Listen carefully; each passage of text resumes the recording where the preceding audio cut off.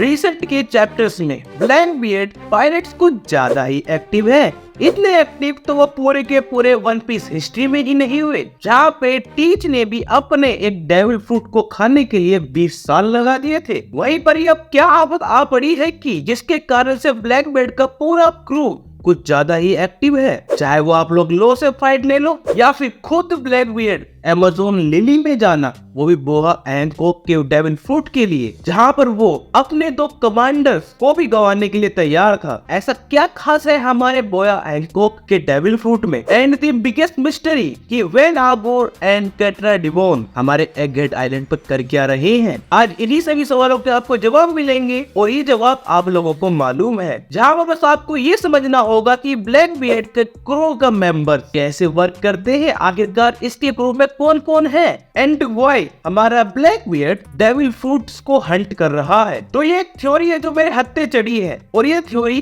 काफी बढ़िया है, जहाँ पर ब्लैकबियर्ड के मास्टर प्लान को समझने में हमें काफी आसानी होगी। तो बिना किसी देरी के अगर चैनल पर नए हो तो भाई सब्सक्राइब प्लस वीडियो को लाइक जरूर कर देना। अब ब्लैकबियर्ड की सारी रिसेंट एक्टिविटीज को समझने के लिए कि ये कहाँ पर लिंक करती है और ब्लैकबियर्ड क्या गेम खेलने वाला है, इसको समझने के लिए हमको इनकी क्रू के बारे में अच्छे से जानना होगा। हमारा सबसे पहला बंदा मार्शल डी टीच है, एंड इसको आप एक योंको के नाम से भी जानते हो, जिसने व्हाइट बियर्ड की क्रू में 2 कमांडर्स को हराया है। एंड इस बंदे ने हमारे 2 डेविल फ्रूट खाए हैं। वन पीस के अंदर एक यही वो कैरेक्टर है जिसके पास 2 डेविल फ्रूट की पावर है, जहाँ पर सबसे पहला डेविल फ्रूट तो लोगे टाइप डेविल फ्रूट है, यामी यामी नोमी, जो कि एक डार्कनेस वाला डेविल फ्रूट है। और ये डेविल फ्रूट करता क्या है, लिटरली इसके बारे में हमारे पास अभी पूरी डिटेल नहीं है, बस एक चीज क्लियर है कि काफी इविल डेविल फ्रूट है। एंड एक है पैरामिसेट टाइप डेविल फ्रूट गोरू गोरू नोमी, जो हमारे प्रीवियस व्हाइट बियर्ड के पास था। इस बंदे ने व्हाइट बियर्ड को धोखे से मारकर वो डेविल फ्रूट हथिया लिया था। अब इसने खाया कैसे ये किसी को भी नहीं पता है, जिसके कारण से काफी खतरनाक हो जाता है। डेविल फ्रूट के कारण नहीं, इसकी नॉलेज के कारण, बिकॉज वन पीस के वर्ल्ड के अंदर हमको सिंपल से समझा रखा है CP0 के माध्यम के थ्रू कि कोई भी इंसान 2 डेविल फ्रूट नहीं खा सकता है। एंड रिसेंटली हमारे सैटर्न ने भी ये चीज कंफर्म कर दी है कि ब्लैकबियर्ड की जो ब्लड लाइन है वो कुछ ज्यादा ही स्पेशल है। एंड पर्सनली पूछो तो मैं इसको ह्यूमन सोचता ही नहीं हूँ, लाइक ये भी किसी एक अजीब ही रेस का बंदा निकलेगा। वहीं पर ही टीच के साथ एक क्वेश्चन है जिसका ओडा को आंसर देना पड़ेगा कि आखिरकार इसके पास ये नॉलेज आई कहां से। Because as we know in one Piece Blackbeard काफी नॉलेजेबल पर्सन है। इसकी बैक स्टोरी हमको सही से दिखानी पड़ेगी ओडा सेंसे को। एंड वहीं पर ही हमारा इसका राइट हैंडमैन या लेफ्ट हैंडमैन कुछ भी समझ लो, वेन आगोर को, जिसने सैटर्न के आंसर का करंट में जवाब दिया है कि ब्लैकबियर्ड को चाहिए क्या, वो है हमारा दी वर्ल्ड। ये एक स्नाइपर है और ये कोई आम स्नाइपर नहीं है, ये हमारा उस सबसे भी ऊपर वाला स्नाइपर है करंट के टाइम पर, जो कि ब्लैकबियर्ड के क्रू में एक कमांडर है जिसने वापू वापू नोमिक नाम का डेविल फ्रूट खाया। अरे डेविल फ्रूट सिंपल सी चीज करता है, वो है टेलीपोर्ट करना, खुद को भी और दूसरे को भी। एंड इस डेविल फ्रूट की सिमिलर एबिलिटी हम लोग के साथ देख चुके हैं, लाइक ये डेविल फ्रूट कुछ नया नहीं है। और वहीं पर पुराने से ही हमारे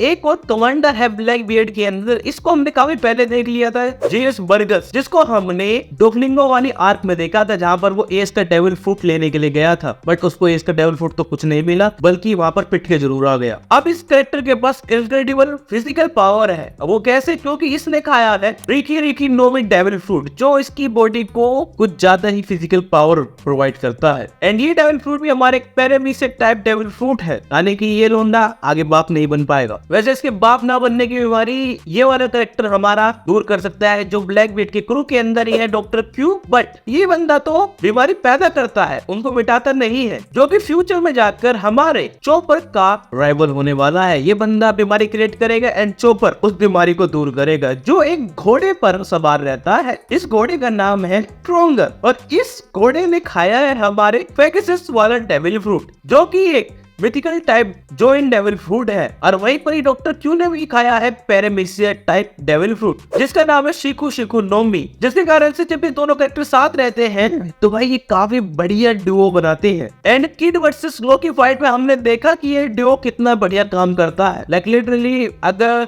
लो का क्रू हारा है तो हमारे डॉक्टर क्यू की वजह से हारा है। एंड वहीं पर ही जिस बंदे ने गार्ड की छाती में तलवार घुसेड़ दी, उसको कैसे बोल सकते हैं। लाइक ये कैरेक्टर हमारा इम्पेल डाउन का कैरेक्टर है, जिसका नाम है चेरियो ऑफ द रेन, जिसने डेविल फ्रूट खाया है सूखे सूखी नोमी, जो इसको इनविजिबल बना देता है, यानी स्टेल्थ टाइप वाला डेविल फ्रूट है, जो कि वंस अगेन एक पैरामीसेट टाइप डेविल फ्रूट है। इसके क्रू में पैरामीसेट टाइप डेविल फ्रूट यूजर काफी ज्यादा है, जहां पर हमने गार्प वर्सेस ब्लैकबीयर्ड पायरेट के टाइम पर देखा कि भाई ये कैरेक्टर कितना बढ़िया था। लाइक इसने कितनी चालाकी से गार्प के पेट के अंदर तलवार घुसेड़ दी थी। एंड एक वहीं पर एक और कैरेक्टर है जिसका नाम आल्वो पिज़ारो है। इस बंदे ने गार्प के सामने कुछ भी नहीं किया, लेकिन ये बंदा the biggest giant ever found in one piece है, जो कि न जाने कब से जिंदा है। और ये जो बंदा है ना, इसके डेविल फ्रूट का भी तक हमको नाम तो पता नहीं चला है, बट इसने भी पैरामीसेट डेविल फ्रूट खा रखा है, जो ब्लैकबीयर्ड की क्रू के अंदर 7th कमांडर है। एंड वही आल्वो पिज़ारो को कैसे भूल सकते हो, इसका डेविल फ्रूट मेरे को काफी बढ़िया लगा।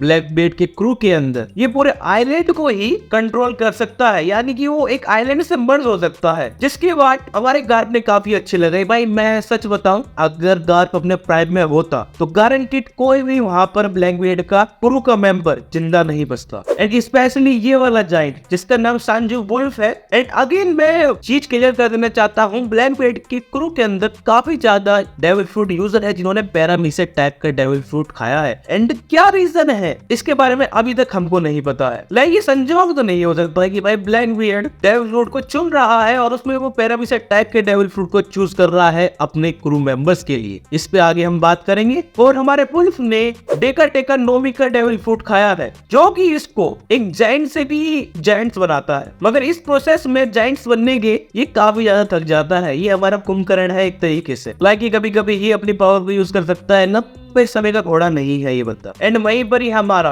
बॉस्को शॉट, इस बंदे के बारे में हमें ज्यादा कुछ नहीं पता है, रीजन हमको बताया ही नहीं गया है, लेकिन ये जरूर पता है कि इसने कौन सा डेविल फ्रूट खाया है। और एक वो चीज पता है भाई, ये हैंड टू हैंड कॉम्बैट में काफी माहिर है। एंड वंस अगेन इसने पैरामीसेट टाइप का डेविल फ्रूट खाया है, गोबू गोबू नोमी, जो कि दारू पीने के बाद ये फायर किसी पे फेंक सकता है, कुछ इस प्रकार की ही इसकी पावर है। And the second last crew member in Blackbeard pirate is Catarina Devon, जिसको अभी हम करंट के टाइम पे एक्शन में देख रहे हैं। और इसने 910 वाला डेविल फ्रूट खाया, जो कि मिथिकल जॉइंट डेविल फ्रूट है। अगर इसने किसी को छुआ तो ये उसकी तरह बन जाएगी। And the last one, the main, the OG अकाइडू, ये भी हमारे ब्लैकबीयर्ड की क्रू का मेंबर है। इसके बारे में हर कोई जानता है, इसका पास हर कोई जानता है, तो उसके बारे में ज्यादा बात नहीं करूंगा। बट इसने ही नोमी वाला डेविल फ्रूट खाया और ये किसी को भी जमा सकता है। अब ये तो बात होगी ब्लैकबीयर्ड के क्रू के बारे में, उनके पास क्या पावर है, उन्होंने क्या खाया है और क्यों खाया है, इसके बारे में तो हमें आगे ही पता चलेगा। अब आप लोगों ने ब्लैकबीयर्ड के पायरेट्स के पावर्स प्लस इनकी एबिलिटीज के बारे में जान लिया है, लेकिन आपने इस पूरी एक्सप्लेनेशन में लिंक नोटिस किया क्या? सबसे पहली चीज तो ये पावर नहीं है, हम इन सब पावर्स को किसी अल्टरनेटिव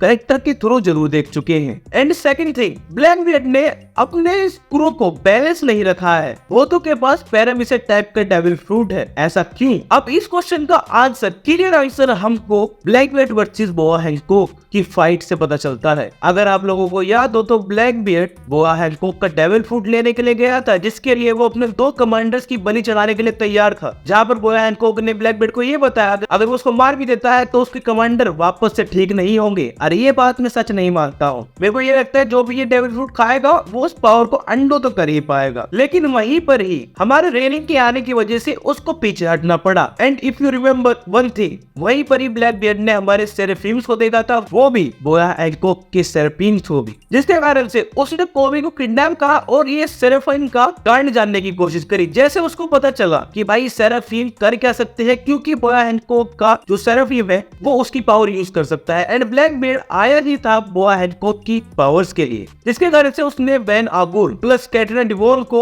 एक गेट आइलैंड भेजा, सैटर्न के लिए नहीं, वेगापंक के लिए। उसको पता चल गया कि हायरार्की कैसे वर्क करती है। एंड एक बार ब्लैकबीयर्ड हायरार्की में ऊपर पहुंचा तो कुछ भी कर पाएगा। अगर सेरेफिम उसने कंट्रोल कर लिया तो उसको एक ऐसी पावर मिलेगी जो आप लोग तो दिखा तो दी गई है, बट ओडा फोर्स शेडोइंग करेगा आगे जाकर। वो है हमारे मैरिज गोवा में जो जायंट्स के स्टैचूज हैं, अगर आप लोगों को याद हो, उनको वो आजाद करेगा, अपनी टीम में लेगा, जिससे पूरी वर्ल्ड गवर्नमेंट डरती है जायंट्स से, उनको अपने अंडर करेगा एंड देन वर्ल्ड गवर्नमेंट पे अटैक करेगा, जिसके लिए उसको बोया हैंकॉक का डेविल फ्रूट चाहिए। अभी वाली जो थ्योरी है यहाँ पर मैं ब्रीफली बता रहा हूँ क्योंकि वीडियो काफी लंबी हो चुकी है। अगर आपको ये वाली थ्योरी डिटेल में जाननी है तो कमेंट बॉक्स में लिख देना, मैं अच्छी तरीके से बना दूंगा। इसी के साथ वीडियो को यहीं पे खत्म करते हैं। पसंद आई तो वीडियो को लाइक, चैनल को सब्सक्राइब करना। Thank you for watching.